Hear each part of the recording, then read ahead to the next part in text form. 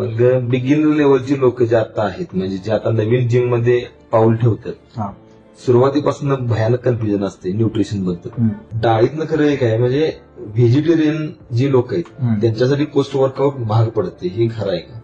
पण ट्रेनर आपण म्हणतो, ट्रेनरला नॉलेज आहे, ट्रेनरला सगळं माहिती आहे, ट्रेनरचीच पोट सुटलेली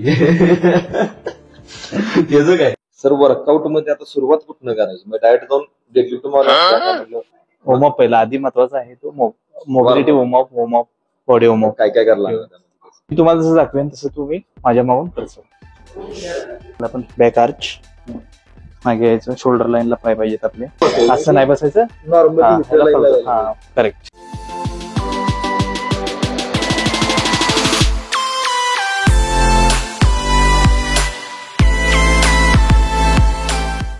नमस्कार, मी कोल्हापूरचे आपले स्वागत आहे माझ्या नवीन पॉडकास्ट मध्ये. आता हा पॉडकास्ट ब्लॉग टाईप का वाटायला लागलाय तर आपण आलोय एका जिमला, गोल्ड जिम मध्ये. आणि गोल्ड जिम मध्ये आपण आता सिरीज चालू केलेली आहे वेगवेगळ्या बॉडी पार्ट बद्दल, न्यूट्रिशन बद्दल, बिगिनर लेवलचे वर्कआउट काय असतील किंवा प्रो लेवलचे वर्कआउट काय असतील. तर पहिल्यांदा आपण गोल्ड जिम बद्दल माहिती घेऊया. तर या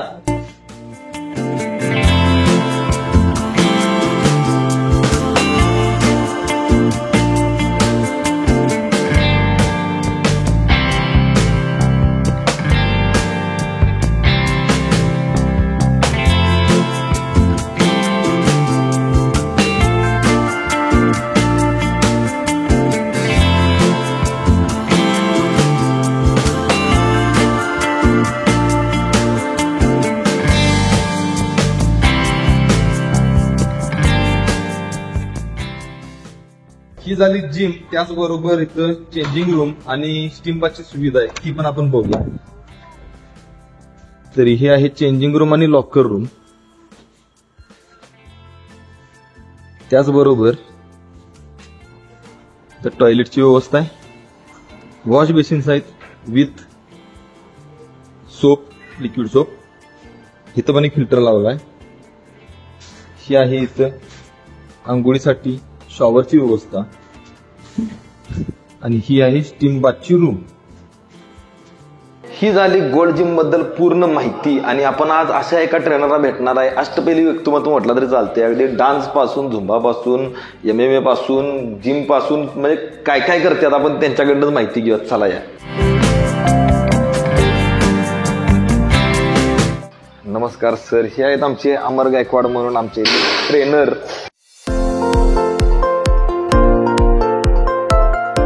आज आपण एका अशा व्यक्तीचा पॉडकास्ट घेणार आहे जे अष्टपैली व्यक्तिमत्व आणि आता सध्या आम्हाला गोल्ड जिम मध्ये लावलेले आहेत असे अमर गायकवाड सर. तर सरांच्या बद्दल सांगायचं म्हणजे अगदी जिम, तालीम, ट्रेकिंग, डान्स आणि काय करायचं काय नाही तेवढंच त्याच्यावरती सायकलिंग आणि फिरायचा भरपूर शौक आहे. तर सरांना आपण आज हेल्थ बद्दल आणि जिम बद्दल प्रश्न विचारणार आहे आणि त्याचबरोबर आपण प्रॅक्टिकल त्यांच्याकडून शिकायचं आहे. तर आजचा आपला सब्जेक्ट आहे बॅक आणि बायसेप, हे दोन मसल्स जे बिगिनर लेवलची लोक आहेत ते सिंगल मसल करत करत डबल मसलकडे येतात, पण ज्यांना फॅट रिडक्शन करायचं आहे त्यांच्यासाठी डबल मसल योग्य का अयोग्य? योग्य आहे. ऍक्च्युली जेवढा वर्कआउट तुम्ही जास्त करणार म्हणजे कॅलरीज जास्त बनवा. वेट ट्रेनिंग खूप महत्वाचं आहे. वेट ट्रेनिंग काही लोक समजतात की कार्डिओ जास्त केल्याने फॅट लॉस लवकर होतो, पण हे चुकीचं आहे टोटली. तेवढा कार्डिओ पण इम्पॉर्टंट आहे आणि तेवढा वेट ट्रेनिंग पण इम्पॉर्टंट आहे आपल्याला. आता सरांच्या बद्दल आपण थोडीशी माहिती घेऊ की सर लहानपणापासून नाद होता का जिम करायची? लहानपणापासून होय. 2012 पासून मी वर्कआउट करतोय. 2011-12 पासून वर्कआउट करतोय. आधी गव्हर्नमेंट जिमला जातो तुम्ही, तिथे 25 रुपये फी होती, तशा जिमला जातो. तिथून आवड लागली.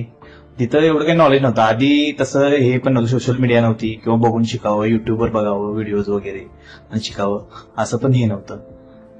जायचं, बघायचं, बॉडी बिल्डर्स असतात त्यांचं बघून करायचं, असंच शिकत गेलो. त्यानंतर ऍक्च्युली ही फील्ड नव्हती माझी, अचानक ह्या फील्डला आलेलो आहे मी. लॉकडाऊनच्या दरम्यान सर्टिफिकेशन केलं आणि यामध्ये आलो. आधी माझी फील्ड टोटली वेगळी होती, पण ह्यात पहिल्यापासून आवड होती मला. तर मग जिम किती आली? जिम की तालीम? हा यक्ष प्रश्न आहे. जिम आणि तालीम यामध्ये डिफरन्स आहे. दोन्ही पण वेगवेगळ्या गोष्टी आहेत. तालीम ही काही पैलवानांसाठी असते, जिम ज्यांना मसल बिल्ड जास्त करायचं आहे वगैरे यांच्यासाठी असते. दोन्हीत असं बेस्ट काय सांगता येत नाही, दोन्ही पण सेम आपापल्या जागेला आहेत. बरं, जिम की तालीम या बाबतीत नाही म्हणजे जिम मध्ये बॉडी टोन प्रॉपर होतोय आणि तालमीत स्ट्रेंथ वाढते, स्ट्रेंथ वर्कआउट असतात. मग बिगिनर लेवलची लोक जे आता आहेत, म्हणजे जे आता नवीन जिम मध्ये पाऊल ठेवतात, हा सुरुवातीपासून भयानक कन्फ्युजन असते न्यूट्रिशन बद्दल. ते न्यूट्रिशन्स काय घेतले पाहिजेत आणि काय नाही घेतली पाहिजेत. स्टार्टिंग कन्सिस्टन्सी चालू ठेवली पाहिजे जिमला. स्टार्टिंग येणार थोड्या दिवस परत गॅप घेणार हे नको आहे. पहिला वर्कआउट रेग्युलर घ्या, मग न्यूट्रिशनवर या, हे माझं मत. मग त्यात काय काय घेतलं पाहिजे. स्टार्टिंगला बेसिक चालू करा, ओट्स खायला चालू करा, अंडे असतील, चिकन असेल बॉईल. मेन म्हणजे शुगर, मैदा ह्या गोष्टी अवॉइड केल्या पाहिजे. तो माझाच कंटेंट आहे. हा, साखर, मैदा आणि पाम तेल, हा, बिस्किट खावा. मी व्हिडिओ बघतोय त्यात मी बघतोय ते मी व्हिडिओ करताय, चांगला आहे ते. बर, मग त्यापासून अलिप्त राहून हे पण ते व्ही प्रोटीन, त्यानंतर ते मल्टीव्हिटॅमिनच्या गोळ्या, ओमेगा 3 फॅटी ऍसिड्स, ह्या बऱ्याच गोष्टी लोक खावा म्हणून रिकमेंड करतात. म्हणजे प्रत्येकानं खाल्लं पाहिजे का. प्रत्येकानं खाल्लं पाहिजे असं नाही, खाल्लं तरी चांगलंच आहे, वाईट काय नाही आहे त्यात. हा प्रोटीन हे दुधापासूनच बनतं. परत तुमचे मायक्रोन्युट्रिएंट्स आता तुम्ही म्हटला जे फिश ऑइल्स, मल्टीव्हिटॅमिन्स, कॅल्शियम, हे डेलीचं गरजेचं पण आहे आपल्याला. तसं आता आजकालच्या अन्नातून तेवढं मिळत नाही आपल्याला. आजकाल भाजी, मी प्रश्न विचारत होतो, जुने पण बिल्डर आहेतच की, त्यांच्यावर कुठलं फॅटी ऍसिड काय आली. हा, त्या टायमिंगला ते वेगळं पिकत होतं, आता वेगळं. आता केमिकल घातलेलं भरपूर जास्त वापरलं जातं भाज्यांसाठी, ते पिकवायला लवकरात लवकर ते हे केलं जातं. मला सांगा, हे सगळं झालं न्यूट्रिशन बरोबर, तर त्यामध्ये अनेक गोष्ट म्हणजे प्री वर्कआउट. ते प्री वर्कआउट मेन. नाही, हा, ते डब्बं घेतलेलं बरं का, ते कॉफी पिलेली बरी का, केळं खाल्लेलं बरं. परवा एकानं सांगितलं की मी केळं खातोय आणि मी लसी पितोय. नाही, शुगर इंटेक करायला नाही पाहिजे. ऍक्च्युली तुम्ही ऍपल, बनाना हे ठीक आहे, ओट्स, एग्स हे ठीक आहे, हे घेऊ शकताय. प्री वर्कआउट मी तर सजेस्ट करणार नाही, मी पण घेत नाही, कधी घेतलं नाही. कधी तर एखाद दुसऱ्या टाइम ट्राय केला असेल, पण मी कधी घेत नाही, सवय लावून घेतली नाही. एकदा ऍडिक्ट झाला ना माणूस की त्यानंतर आपल्याला वर्कआउटच होत नाही. मी आज प्री वर्कआउट पिला नाही तेव्हा माझा वर्कआउट होणार नाही, हे मग माइंड मध्ये राहतं आपल्या. अंगाला मुंगे येते तुम्हाला प्री वर्कआउट घेतल्यावर, ते काय विषय असतो. हा, असतात एक एक हार्ड असतात प्री वर्कआउट. तेच त्यामुळेच मी सांगतोय की ऍडिक्ट व्हायचं नाही त्याला, ऍडिक्ट होतच माणूस त्याला. त्यामुळं न घेतलेलं बरं, आपलं माइंड सेट ठेवा आणि वर्कआउट करा. आणि पोस्ट वर्कआउटला काय घ्यायचं. पोस्ट वर्कआउटला प्रोटीन इंटेक असायला पाहिजे आपल्याला. आफ्टर वर्कआउट एक 20 मिनिटं आधी प्रोटीन इंटेक झाला पाहिजे आपला. जर तुम्ही पावडर घेत असाल किंवा चिकन, एग्स काय असेल. प्री वर्कआउट किती वेळ अगोदर खायला पाहिजे. प्री वर्कआउट मील आपल्याला 45 मिनिट ते 60 मिनिट आधी खाल्ला पाहिजे, वर्कआउटला यायच्या आधी. हे खूप गरजेचं आहे, लगेच खाऊन लगेच यायचं नाही. ते सुजी खात्यात ते पण प्री वर्कआउटला चांगलं आहे. हा, बेस्ट आहे कार्ब्स. सुजीमुळे काय इन्ग्रेडियंट. प्री वर्कआउट मीलला कार्ब्स आणि प्रोटीन दोन्ही पाहिजे. सुजीमध्ये किती ग्रॅम प्रोटीन असते किंवा न्यूट्रिशन फॅट्स काय आहेत त्यामध्ये. कार्ब्स आणि प्रोटीन एक 10 ते 13 ग्रॅमच्या दरम्यान प्रोटीन मिळतं त्यामध्ये. बरोबर. आणि बाकीचे कार्ब्स. आणि ड्युरिंग वर्कआउट काय घ्यायला पाहिजे, पाणी, इलेक्ट्रोलाइट का एनर्जी ड्रिंक. इलेक्ट्रोल पण घेऊ शकता तुम्ही किंवा पाणी पण. हे BCAA, EAA हे वगैरे जर आपल्याला ते परवड नसेल तर घेऊन काय उपयोग नाही. त्यापेक्षा माझ्या मते माझे सजेशन EAA खरं आहे का ते की बाबा चेन अमिनो ऍसिडची आहे, आपण त्याला एवढे पैसे देतो, ते प्रोडक्ट काढले म्हणजे त्याच्यात थोडाफार काहीतरी फायदा असणारच, त्याशिवायही काढणार नाही. बरोबर. आणि पोस्ट वर्कआउटला काही घ्यायला पाहिजे. पोस्ट वर्कआउटला प्रोटीन इंटेक पाहिजे आपला. मग तुम्ही जे पावडर घेणार असता पावडर घ्या. एग्स झाले, जे व्हेजिटेरियन आहेत त्यांच्यासाठी पण भरपूर ऑप्शन आहेत. पनीर आहे, टेंटिल्स डाळीचे प्रकार एवढे, डाळी पण खाल्ल्या जातात. बरोबर. बट डाळीतनं खरं एक आहे म्हणजे व्हेजिटेरियन जी लोक आहेत त्यांच्यासाठी पोस्ट वर्कआउट महाग पडते, हे खरं आहे का? नाही तसं काय नाही. त्यांचा डाएट असतोय त्यामध्ये चिकन नाही, कारण मी बघितलं, मी स्वतः चिकन खातोय, नॉन व्हेजिटेरियन आहे. त्यामध्ये 100 ग्रॅम मध्ये 31 ग्रॅम प्रोटीन डाएट मिळते मला चिकनच्या, आणि 70-75-80 रुपयाला 300 ग्रॅम चिकन मिळते. ते माझं मी सांगायला मी 300 ग्रॅम खातोय, मला 75-80 रुपयावर 300 ग्रॅम चिकन मिळते.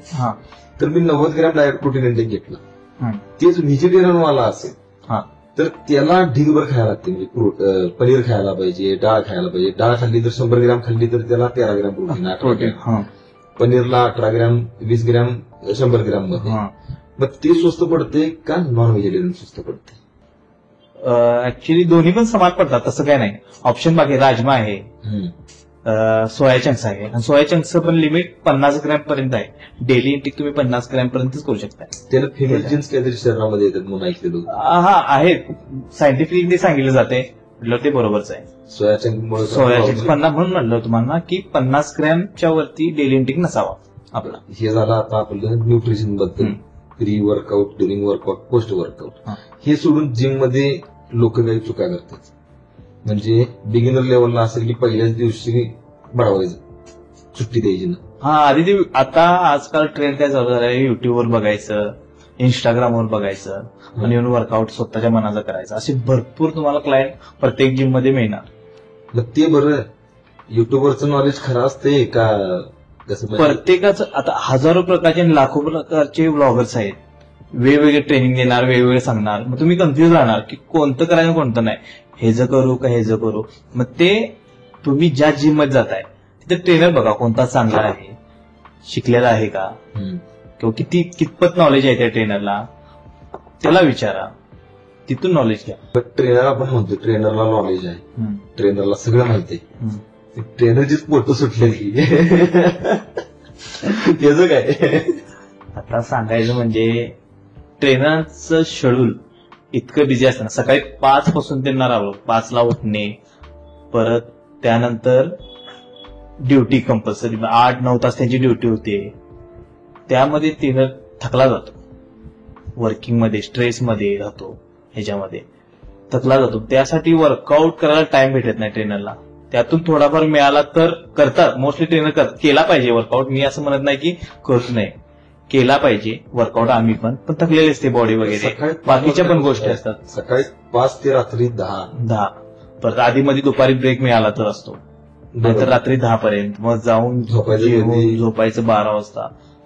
तेवढी झोप पण झाली पाहिजे. झोप झाली तर मसल रिकव्हर होणार, बॉडी रिकव्हर होणार, आणि मग तुम्ही वर्कआउट. मला सांगा, थकलेल्या बॉडीवर आपण वर्कआउट पण करू शकत नाही. प्रॉपर मसल टोन करण्यासाठी, म्हणजे बॉडी शेप मध्ये येण्यासाठी जास्त जिम करायला पाहिजे का खाण्यापिण्यावर लक्ष द्यायला पाहिजे? 50% हे आपला डाएट पाहिजे, 25% रेस्ट, आणि 25% तुमचा वर्कआउट. ही कन्सिस्टन्सी पाहिजे. रेस्ट म्हणजे स्लीप 8 तासाची, कमीत कमी 7 तास ठीक आहे. आणि डाएट हा तुम्हाला एकदम मोस्टली इम्पॉर्टंट डाएटच आहे त्यामध्ये. रेस्ट पण जेवढी महत्वाची तेवढं डाएट खूप महत्वाचं आहे आपल्याला. नाही, डाएट नाही केलं की आहेच आहे. ते आमचं पण झाले सोडा. ह्यात ना आता माझं फॅट कमी करायचं, माझ्या पोटावर बेली फॅट भरपूर आहे, तर ह्याला काय करायला लागणार? सगळ्यात पहिला ह्यासाठी तुम्ही तुमचं फूड ब्लॉग करताय ना, व्हिडिओज तुम्ही पण खाताय आणि लोकांना पण सांगताय की हे खावा, ते खावा, हॉटेलला जावा, हे हॉटेल जावा, हे हॉटेल चांगलं आहे, ते आधी स्टॉप व्हा, ते आधी बंद करा, तुमचं बंद करा, मग बाकीच्यांना. बरोबर. म्हणजे फूड ब्लॉग थोडक्यात थोडेसे कमी करायला पाहिजेत, कारण जवळपास मी सांगतो म्हणजे हॉटेलला गेलं तरी काय प्रॉब्लेम, म्हणजे कधी तर आपण जातो फॅमिली सोबत, फ्रेंड सोबत, कधी तर ठीक आहे. तुम्ही सारखं जर जाणार तर ते चुकीचं आहे. तेच प्रॉब्लेम. ते आपल्या हेल्थची पण आपण तेवढी काळजी घ्यायला पाहिजे. साधी जिम का एअर कंडिशन वाली जिम? कारण मी मागे एका साध्या जिमला होतो, त्या ठिकाणी मला तिथले ट्रेनर सांगायचे की फॅन लावून नका, अंग गार होते. ही कितपत खरं? आणि आता एसी जिम मध्ये कारण एसी घाम फुटतोय मला. म्हणजे कुठली जिम चांगली? साधी जिम ही जिमच असते. तुम्ही साध्या जिम मध्ये करा, नाहीतर लक्झरी जिम मध्ये करा, काय प्रॉब्लेम. जिम ही जिमच असते. पण एकांचा दृष्टिकोन कसा आहे की जास्त घाम गेल्यामुळे आपलं फॅट लॉस होतं, वेट लॉस होतं, असा हा गैरसमज आहे. बर. कारण की कसं आहे, जेवढा घाम जाईल तेवढं चांगला असतं आपल्या शरीराला, आणि एक शरीर थंड होण्याचा एक मार्ग आहे तो बरोबर नॅचरली आपलं, जसा घाम जाईल आणि ती चांगलीच गोष्ट आहे आपल्या शरीरासाठी. आणि जास्त एक एक जण पूर्ण बॉडी पॅक करून वर्कआउट करतात, भले ते म्हणजे थंडीचे दिवस असू देत, उन्हाळ्याचे दिवस असू देत, पावसाळ्याचे असू देत. हा म्हणजे आपली एनर्जी जाते त्यामधून. जास्त घाम घालवणे ते पण चुकीचं आहे मुद्दाम, म्हणजे आपण पूर्ण बॉडी पॅक करून घाम घालवणे हे चुकीचं आहे. आणि ज्यांना जास्त घाम येतोच एखादा प्रमाणात जास्त भरपूर घाम येतो, हा, मग ते हायपर हायड्रोसिस म्हणून एक हे असतं, ते असणे शक्यता असते त्या व्यक्तीला. त्या लोकांनी बरा असं म्हणणार नाही मी, पण त्यांचा घाम जातो जास्त. ते कारण रिझन ते असतं त्याच्यामध्ये, हायपर हायड्रोसिस म्हणून एक हे असते ते. म्हणजे फॅन किंवा एसीनं तुमचं काय काहीच फरक पडत नाही.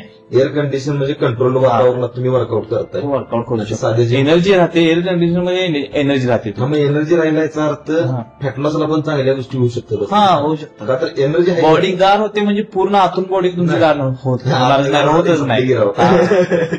ढगात गेलो मग नाही, म्हणजे बॉडीवरनं आपण स्वेटिंग जात नाही, त्यामुळे एनर्जी ताकद राहते की अजून वर्कआउट करूया. पण साध्या जिम मध्ये एकदा घाम यायला चालू झाला की ढेपाळलं, म्हणजे तिथलं मोठं काही वर्कआउट घेत नाही. बरोबर. तर आपण सरांच्याकडनं आता बघितलं, पूर्ण माहिती आपण घेतली की बिगिनर लेवलचे जे मेंबर आहेत त्यांनी जिम मध्ये आल्यानंतर काय काय न्यूट्रिशन घेतले पाहिजे, काय काय खाल्लं पाहिजे, काय काय पिलं पाहिजे, कशा पद्धतीनं वर्कआउट केला पाहिजे, आणि जिम बद्दलच्या काही भावना आहेत चुकीच्या की बाबा साधी जिम आणि ती एअर कंडिशन जिम, त्याबद्दल पूर्ण आपल्याला सरांनी माहिती दिली. आता आपला आजचा विषय आहे बॅक वर्कआउट आणि बायसेप वर्कआउट. त्यामध्ये असणारे व्हेरिएशन्स कोणते कोणते आहेत आणि बिगिनर लेवलच्या लोकांनी कोणते कोणते व्हेरिएशन्स केले बद्दल त्याबद्दल आपण आता प्रॅक्टिकलच करून बघूया. चला तसं.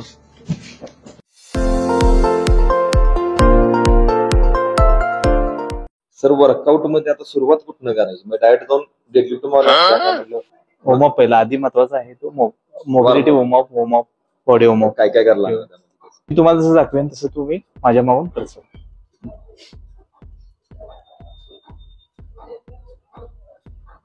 Front,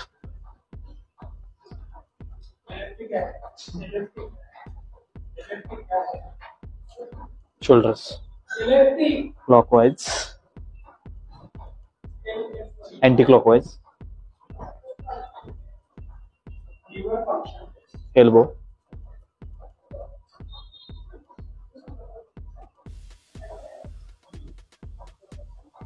wrists, clockwise, anti-clockwise, hip, clockwise, anti-clockwise,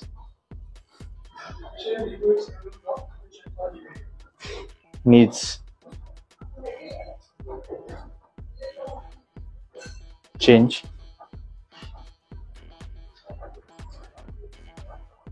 ankle, anti-clockwise, change.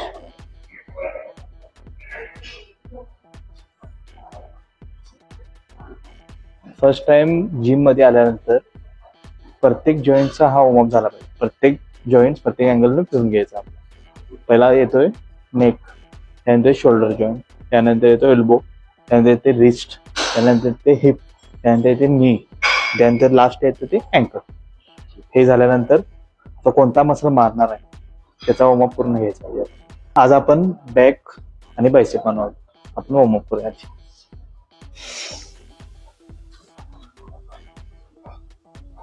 Corn cat. चला, हात ठेवायचा, जरा मागे घ्या, हात मागे घ्या. ओके, बॉडी हे ठेवा, मागे अशी ठेवू नका, एका लाईन मध्ये. ओके, राऊंड करायची. हा, एल्बो बेंड नाही करायचा, एल्बो स्ट्रेटच ठेवायचा. खाली बघणार तेव्हा राऊंड करायचं. काय नेक वरती, आता वरती बघा, पूर्ण बॅक आर्च करायची. परत round, back arch.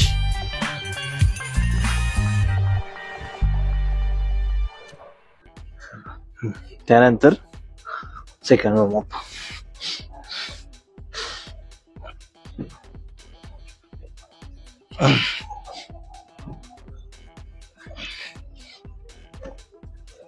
Fast.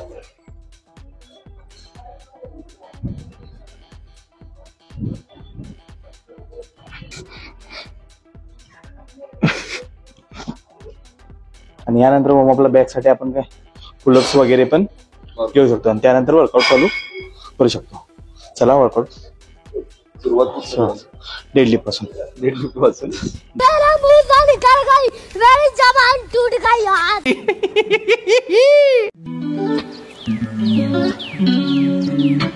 Body posture कसा असायला पाहिजे?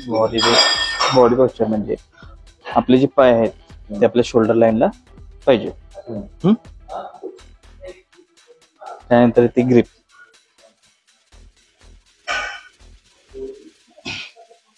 झाली ग्रिप. तुम्ही एक ग्रिप अशी आणि एक ग्रिप अशी पण पकडू शकता किंवा दोन्ही ग्रिप अशा पकडू शकता. आणि बार हा आपला शूजची जी तुमची लेसची गाठ बांधलेली आहे त्या लाईनला पाहिजे. बरोबर बारच्या खाली तुमची शूजची लेस पाहिजे गाठ बांधलेली. ओके. आणि एल्बो पूर्ण लॉक करायचा. उचलायच्या आधी लॉक करायचा स्ट्रेट. हा बेंड ठेवायचा नाही. आणि उचलताना बार पहिला हिप शूट नाही करायची, उचलायची नाही. हा आपली अप्पर बॉडी पहिले उचलायची. शोल्डर लाईनला पाय ग्रिप व्यवस्थित किंवा दोन्ही पण अशा पकडला तरी चालतात. ओके. एल्बो लॉक करायचं पूर्ण. हा बॅक आर्च. Okay good. खाली जाताना नीजला अजून पहिला आपली सीट ऍडजस्ट करून घ्यायची. ओके. ग्रिप पकडली. आपल्याला पुढेपर्यंत बसायचं म्हणजे हिप जॉईंट पर्यंत. हिप जॉईंटला टच करून बसायचं आहे heap pad. Okay. Back arch, chest up. मागे थोडी बॉडी बेंड करायची. एल्बो शोल्डर पासून थोडे आत पाहिजे. त्यानंतर आपला जो स्कॅप्युला आहे तो डिप्रेस करून घ्यायचा. हे डिप्रेस झाला. आणि आता स्टार्ट.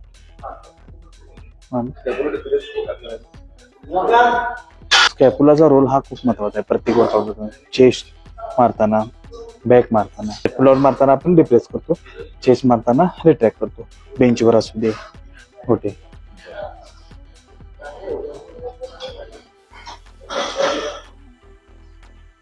बरोबर आहे. थांबा. हा back arch, chest up, scapula depress. Okay. बरोबर जात. ओके. पूर्ण सोडायचं. टू हो फुल सोडा. Good.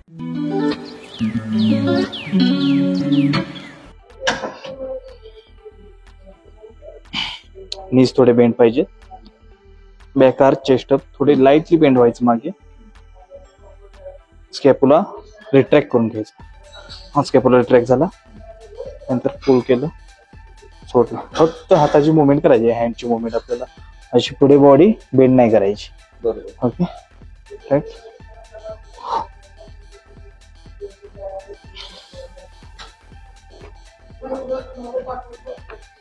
Back arch, chest up. तुम्ही पुढे सर मागे बॉडी बस.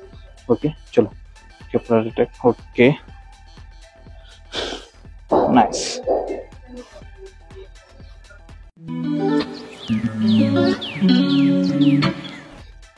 डेडलिफ्ट जवळपास एक सारखं नाही. ते लोअर बॅक साठी येतं, हे वेगळ्या मसलसाठी आहे. आपण बॅक आर्च मागे यायचं. शोल्डर लाईनला पाय पाहिजेत आपले. बॅक आर्च, चेस्ट अप ठेवायची. पुढे बेंड व्हायचं आणि नीला घातलंच जायला पाहिजे. नाही नाही तसं काही नाही. नी पासून लई पण लांब नाही पाहिजे. नीचे जप. बरोबर. पाय एका लाईन मध्ये ठेवा. Shoulder line. ओके. कमरेतून बॉडी बेंड पुढे पुढे पूर्ण. हा गुड. नाईस. परफेक्ट.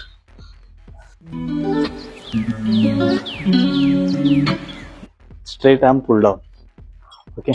त्यात बऱ्याच चुका होतात लोकांच्या. बऱ्याच चुका होतात यामध्ये. कोण वेगळं सांगते, कोण वेगळं सांगते. एक जण ट्रायसेप मारल्यासारखं मारते त्याला. बरोबर आहे. मी तुम्हाला सांगेन पूर्ण डिटेल्स मध्ये, ते बघून घ्या एकदा. ओके. हे हात पकडले, एल्बोज अशी ठेवायची आणि थोडी बेंड ठेवायची. ओके, आणि वरतीच राहिले पाहिजे एल्बोज. जेव्हा तुम्ही खाली आलात तेव्हा बेंड नाही झाले पाहिजे जास्त, लाईटली बेंड ठेवून असे वरतीच ठेवायचे, बाहेरच लॉक झाले पाहिजे.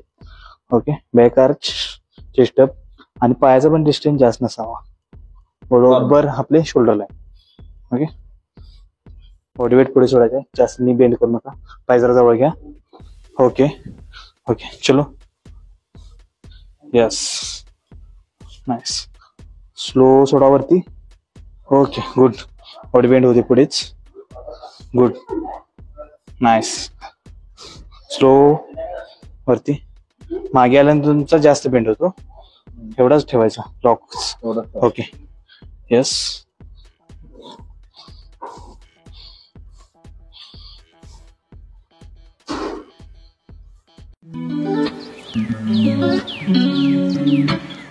बायसेपचा वर्कआउट 5 व्हेरिएशन, डबल मसलला 5 व्हेरिएशन, 5 ते 6 व्हेरिएशन चालतात. मोठ्या मसलचे, छोट्या मसलचे कमीत कमी 3-4 पर्यंत घेऊ शकतो. आपण बायसेप. आपण आता बायसेप हा सपोर्टिव्ह मसल आहे बॅक साठी, आणि चेस्ट साठी ट्रायसेप. अल्टरनेट पण घेऊ शकता किंवा बोथ हँड पण घेऊ शकता.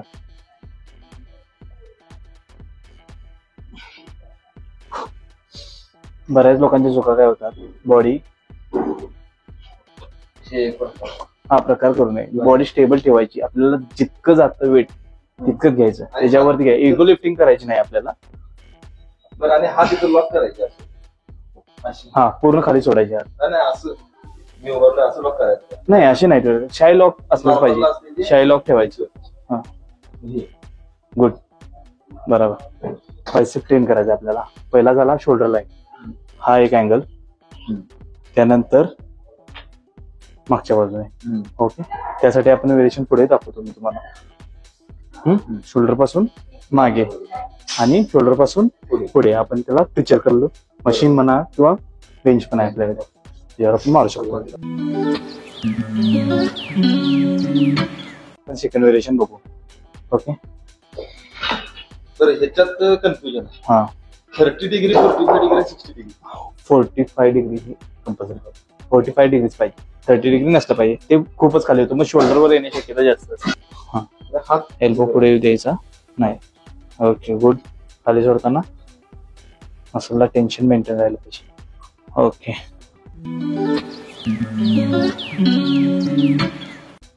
आता आपण पिक्चर करू. शीट पहिला ऍडजस्ट करून घ्यायची, आणि मशीनला प्रत्येक मोस्टली जास्त मशीन, काही मशीनला असतं काही मशीनला नसतं. हा हे जे आहे, हा जो नट आहे, हे जे चिन्ह आहे, हे कशासाठी असतं, ह्याला म्हणतात फलक्रम. तिथे आपला जॉईंट आला पाहिजे. आता आपण बायसेप मारणार आहोत म्हटल्यावर कोणता जॉईंट ठेवणार आपण, एल्बो. हे जॉईंट तिथे ठेवायचं असतो आपण, त्यासाठी हे दिलेलं असतं. बरोबर, मोस्टली मशीनना हे असतं. ओके, जॉईंट ठेवला, रिस्ट आपली अशी नाही ठेवायची. ओके,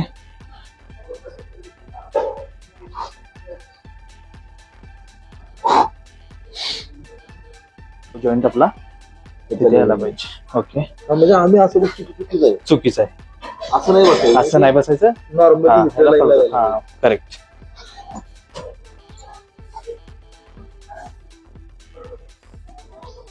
रिस्ट ओके, वरती थोडा खाली पूर्ण शायलॉक. ओके, गुड, फुल. इथं पण मारायचं नाही, इथं पर्यंत घ्यायचं. हा, अजून खाली आलं तर चालतो, शायलॉक ठेवायचं. Okay, good.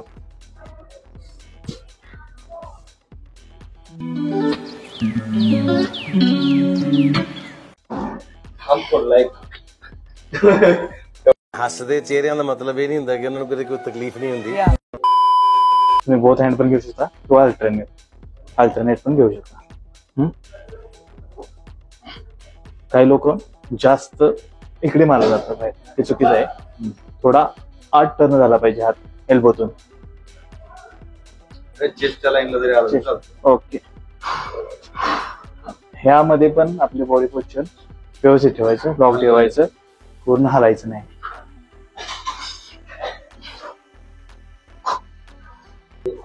पण हात कुठे ठेवायचे? नाही, शोल्डर लाईन हात ठेवायचे असले पाहिजे आपले. हा, ओके.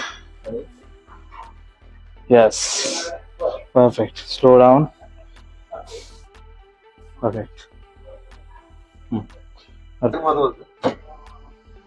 एवढा आपण वर्कआउट केला, अजून काय व्हेरिएशन केलं? भरपूर व्हेरिएशन असतात, दरवेळी चेंज करू शकता व्हेरिएशन. एक ते एक व्हेरिएशन कधीच नाही घ्यायचं. व्हेरिएशन मध्ये चेंजेस असले पाहिजेत, नाहीतर बॉडी आपली अडॅप्ट होते. त्यामुळे चेंजेस हे असलेच पाहिजे तुमच्या वर्कआउट मध्ये. काय सगळं वर्कआउट आता झालं, काय करायचं आता? स्ट्रेचिंग. हा, मोस्टली लोक स्किप करतात आपलं स्ट्रेचिंग, पण तसं केलं नाही पाहिजे. थोडा टाइम करून स्ट्रेचिंग करूनच मग आपला वर्कआउट बरोबर आवरायचा आहे. 2-3 व्हेरिएशन आहेत, ते दाखवतो तुम्हाला.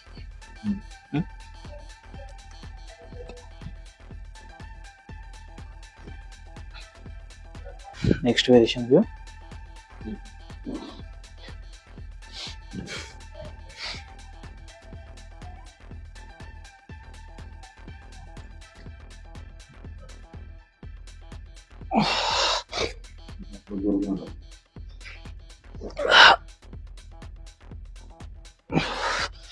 नंतर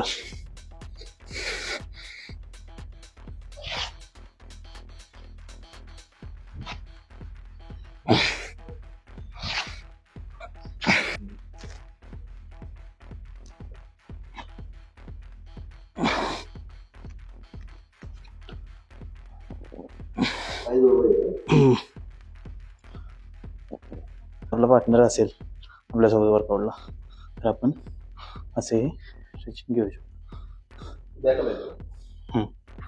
पूर्ण असा जोर द्यायचा नाही, लाईटली ओढायचं आहे. एक 8 ते 10 सेकंद होल्ड करायचं.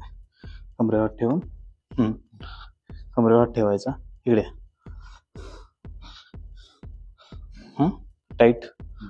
त्यानंतर इथून हात घालून इथे हात पुश करायचे, मागे आपण पूर्ण हे 8 ते 10 सेकंद होल्ड करायचे. 1-2 वेळ. त्यानंतर कोणताही अँगल पकडून किंवा हे पकडून करू शकतो.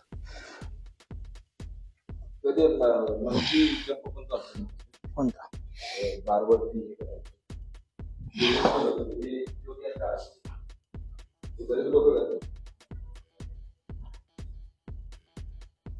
असं पण करू शकतो. ते ऐकून येतच. हा, हे जरी केलं तर काय पण आपण बॅकचं स्ट्रेचिंग करू, बाकीचं काय नाही. त्यामुळे हे पण चालू शकतो. तर सर, तुम्ही अगोदर दुसऱ्या जिम मध्ये होता, आता गोल्ड जिम मध्ये आलाय, तर तुमचा ओव्हरऑल एक्सपिरियन्स गोल्ड जिम बद्दल काय ऍज अ ट्रेनर म्हणून? स्टार्टिंगला जेव्हा जॉईन झालो मी, त्या टाइमला थोडा दबाव होता, थोडा ऑकवर्ड फील वाटत होतं, असं वेगळं वाटत होतं. नवीन कोण ओळखीचे नाहीत वगैरे, सांभाळून घेतले का नाही? हा, सांभाळून घेतले काय नाहीत वगैरे. पण नंतर असं जाणवं लागलं की स्टाफ खूप स्टाफ सांभाळून घेणार आहे. पूर्ण युनिटी आहे त्या स्टाफ मध्ये. मालक पण चांगले आहे. मॅनेजर लोक तर खूप सांभाळून घेतात. फ्लोर मॅनेजर असू दे, रजिस्ट्रेशनचे असू दे, सगळे खूप सांभाळून. मेंबर बद्दल काहीतरी सांगा की आमच्या. मेंबर्स पण खूप चांगले आहेत तिथले. असं वेगळाच काय नाही, मेंबर पण सांभाळून घेतात. अशा कंप्लेंट नाहीत मेंबरांच्या किंवा काय. जिम पण तशी आपण सर्व्हिस देते. जिम टोटली तुम्ही आता मगाशी आपण तुम्हाला दाखवलं, वॉशरूम दाखवले, स्टीम दाखवली, सगळं स्वच्छता दाखवली. जिमची स्वच्छता काय असते, batches proper time to time batches घेतल्या जातात तिथं. बॅचेसच्या हे नसतं. बऱ्याच जिम मध्ये असं असतं की बॅचेस होत नाहीत. शेड्यूल असतं त्यांचं तयार लावलेलं वगैरे, पण तशा बॅचेस होत नाहीत. तिथं प्रॉपर बॅचेस घेतल्या जातात, वेगवेगळ्या ऍक्टिव्हिटीज होतात. बरोबर. आता कालच तुम्ही काहीतरी ह्याला जाऊन ट्रेकिंगला जाऊन आला. अशा बऱ्याच ऍक्टिव्हिटीज जिम मध्ये मॅचेस, फुटबॉल मॅचेस, मॅचेस आहेत. योगा डे दिवशी योगाचा तुम्ही हे घेतलेलं होतं. मगाशी आपण बोललो, तुम्ही लहानपणापासून तुम्हाला व्यायामाचा आवड आहे, पण फॅमिली बॅकग्राऊंड पण तुमचं काही जिम वालं नाही. पण ही कुठं अंगात घुसली की मला जिम ट्रेनर व्हायचं आहे? लॉकडाऊन चालू होतं आणि तसं बघायला गेलं तर मी घरीच होतो लॉकडाऊन नंतर. आणि सर्टिफिकेशनचा एक कोल्हापूरमध्ये कोर्स आला होता. त्या दरम्यान माझ्या सर्कलमधले जे मित्र आहेत, माझे फ्रेंड्स, ते टोटल सर्कल माझा हा ट्रेनरांचाच आहे. माझे 3 मित्र आहेत, ते ह्याच त्यांचा पण बॅकग्राऊंड हाच आहे की नावं जिम सांगा ट्रेनर त्यांची आम्हाला. रोहित सवयसरजी, अक्षय गाडे, मी विनोद कांबळे. हे तिन्ही पण माझे मित्र, आमचे पूर्ण हा चौघांचा सर्कल आहे. हे चौकट राज्य आहेत की नाही, ही सगळी जिम ट्रेनरच आहेत. ट्रेनरच आहेत. म्हणजे माझा मित्र जिम ट्रेनर झाला, मी पण होणार, ते पण होणार, ते पण होणार, सगळ्यांनी आणि gym trainer झाले. अचानक त्यानंतर माझ्या डोक्यात काय, मग हेच केलेलं बरं. यात कोर्स आवड म्हणून केला कोर्स, त्यानंतर ह्याच बसलो मी. आपण जिम बघितली, जिमचे ट्रेनर बघितले आणि जिमचं वातावरण कसं आहे हे पण त्यांच्याकडून ऐकलं. माझा पर्सनल एक्सपिरियन्स मी सांगतो, Gold Gym is the best gym in our area. कारण इथं आल्यानंतर मला पण असं पूर्वी वाटायचं, एका जुन्या जिममधनं आलोय आपण इथं आल्यानंतर आपल्याला जमणार का नाही, इथले मेंबर आपल्याला सांभाळून घेतील का नाही, अक्षरशः पटणार नाही, घरचं वातावरण झालं इथं. तर हा पॉडकास्ट तुम्हाला आवडला असेल तर लाईक करा आणि तो कसा वाटला ह्याच्याबद्दल आम्हाला कमेंट सेक्शनमध्ये कळवा. त्याचबरोबर हा पॉडकास्ट मित्रांच्या बरोबर शेअर करा आणि चॅनलवर नवीन असाल तर सबस्क्राईब करायला अजिबात विसरू नका. तेव्हा आपण पुन्हा भेटू नवीन विषय घेऊन नवीन पॉडकास्टमध्ये. आणि ही सिरीज जी आहे ती कंटिन्यू चालूच राहणार आहे. दर आठवड्यात याचा एक एपिसोड येणार आहे. तर आपण पुन्हा भेटू नवीन पॉडकास्टमध्ये. तोपर्यंत जय शिवराय. जय शिवराय. चला की बस.